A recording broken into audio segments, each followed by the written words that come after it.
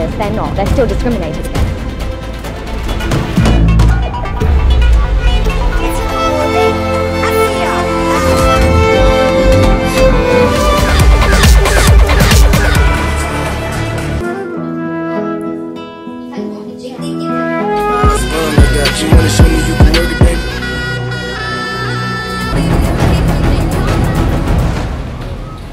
What does it mean to be a woman?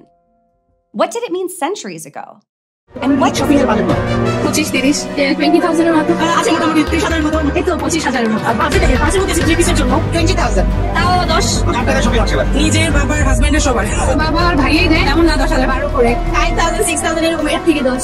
ঈদে নিজের জন্য কত টাকা বাজেট করেছেন? নিজের জন্য এখন কোনো নেই, নিজের কোনো বাজেট নেই আসলে, নিজের জন্য এখন কিছুই করা হয়নি। তখন থেকে কাজ করা শুরু করেছি, তখন থেকে আসলে পুরুষ মানুষের জীবন থেকে যে ঈদটা হারিয়ে যায় এরকমটাই হয়ে যায় আর কি। নিজেদের কমায় রেখে বাচ্চাদের সুখটা দেখতে পারবো, কত ভালোবাসা মানুষের জন্য তো কষ্ট করতেই হয় নিজের জন্য জীবনটা। ভিডিও শুরুতে আপনাদেরকে কিছু ভিডিও দেখাবো। এই ভিডিওতে এখন আপনারা প্রমাণ করে দেন নারী পুরুষ সমান।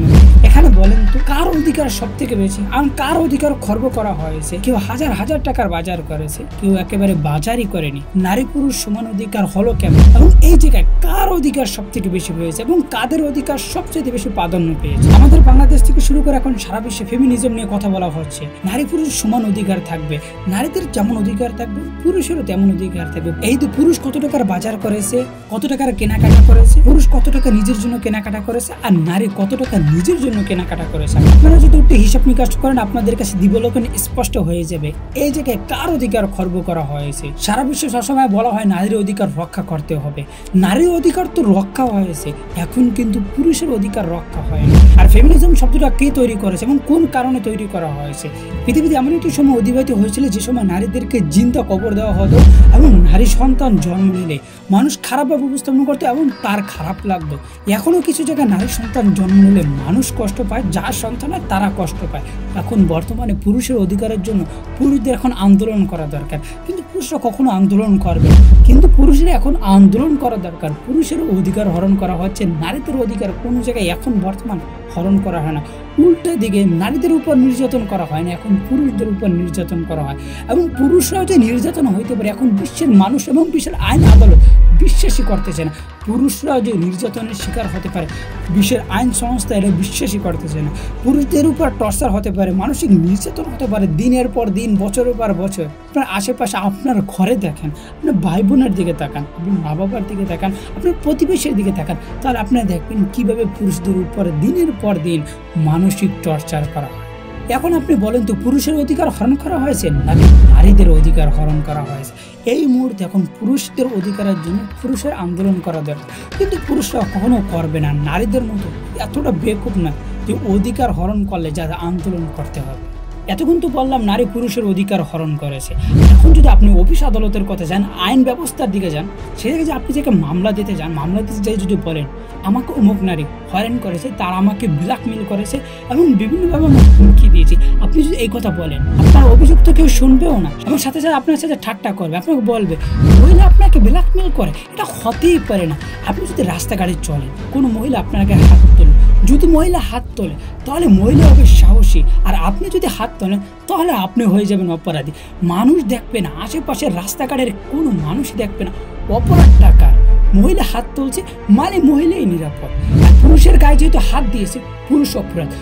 শুধু মহিলারা হাত তুলতে পারবে না, 10 জন থেকে 100 জন সকল মানুষের কাছে জিজ্ঞাসা সকলে এটাই বলে, কিন্তু মহিলারাও যে অপরাধী হতে পারে, মহিলারা যে দোষ করতে পারে এটাই বিশ্বাসই করতেছে না। জগতের মানুষ বিশ্বাস করতেছে, আপনি যেমন বিশ্বাস করতে চান না, আমি তেমন বিশ্বাস করতে চাই না, সকলে এভাবে যত মানুষের কথা বলবেন কেউ বিশ্বাস করবে না। যদি কোনো নারী পুরুষের উপর হাত তোলে তাহলে পুরুষ অপরাধী হবে। পুরুষরা যে নির্যাতনের শিকার হতে পারে, পুরুষরা যে নিরাপদ হতে পারে, পুরুষরা যে ভালো মানুষ হতে পারে, পুরুষের যে অপরাধ হতে পারে না নারীর সামনে, সেটা বিশ্বের মানুষ এবং আদালত আইন ব্যবস্থা কখনো বিশ্বাসই করতে চায় না। আর এদিক থেকেও পুরুষরা অপরাধী, এবং পুরুষরা অপরাধী না হলেও অপরাধী হয়ে যায়। সারা বিশ্বের আইন ব্যবস্থা এবং সিস্টেমটা এমনভাবে হচ্ছে এবং মানুষের মাইন্ডসেট এমনভাবে তৈরি করা হয়েছে মহিলারা কোনো সময় অপরাধী হতে পারে না, মহিলারা কোনো দোষই করতে পারে না, সব দোষ পুরুষদের। আর কোনো ব্যক্তি মহিলা দোষ করার পর মহিলারা যদি দোষ দেয় তাহলে সারা বিশ্বের মানুষ এবং বিশেষ করে নারীবাদীরা ক্ষেপে যায়। নারীবাদীরা তাকে অপরাধী বলে সারা বিশ্বের মাঝে মিডিয়া থেকে শুরু করে সমস্ত জায়গায় তার বিরুদ্ধে কথা বলা হবে।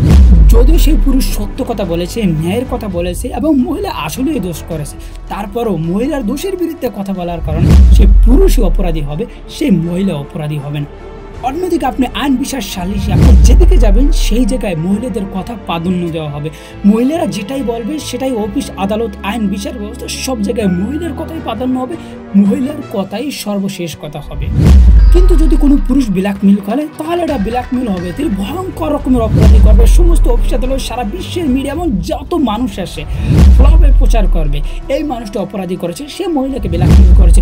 অন্যদিকে মহিলা যদি ব্ল্যাকমেল করে তাহলে ব্ল্যাকমেল না, মহিলা ব্ল্যাকমেলই করতে পারে না, মহিলার মতো ভালো হতেই পারে না। এখন বর্তমানে আমাদের পুরুষের অধিকারের জন্য আমাদেরকে আন্দোলন করতে হবে, আমাদেরকে বিক্ষোভ করতে হবে, কিন্তু আমরা পুরুষ কখনোই তা করবো না, কারণ আমরা দায়িত্ববোধ, আমরা দায়িত্ব নিতে জানি, আমরা অপরাধী না হলেও আমরা সরি বলতে জানি। তারপর আমাদের বাংলাদেশ থেকে শুরু করে সারা বিশ্বের নারীবাদীরা বলবে নারীদের অধিকার হরণ করা হচ্ছে।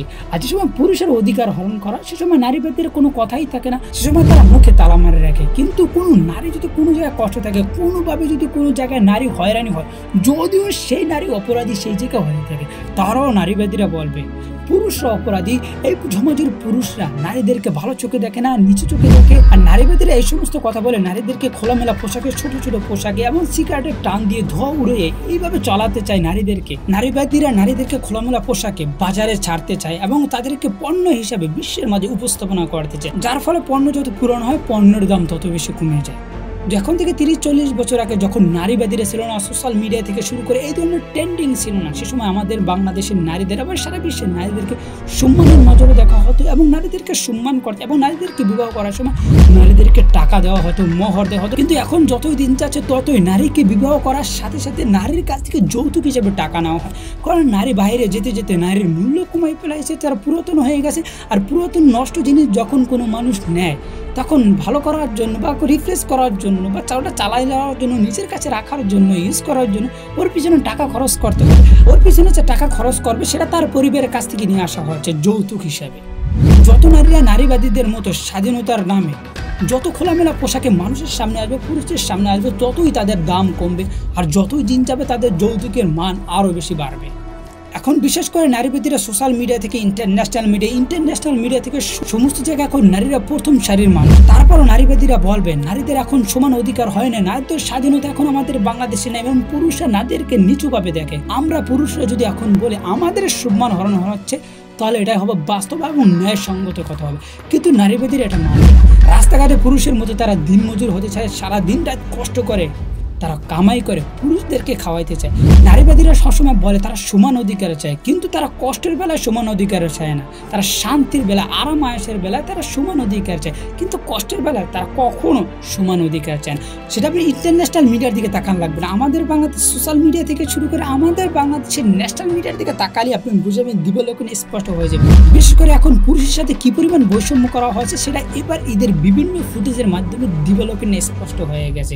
নারীদের অধিকার নিয়ে কথা বলতে আছে, যে সময় নারীদের অধিকার সর্বোচ্চ রয়েছে, তারা ফেমিনিজমের নামে পুরুষদের মান সম্মান নষ্ট করছে এবং পুরুষদেরকে হেয় করছে। তারা নারীদেরকে উচ্চ করতে গিয়ে, নারীদেরকে উপরে উঠে দিকে, নারীদের সমান অধিকারের কথা বলতে গিয়ে পুরুষদের মান সম্মান নষ্ট করছে।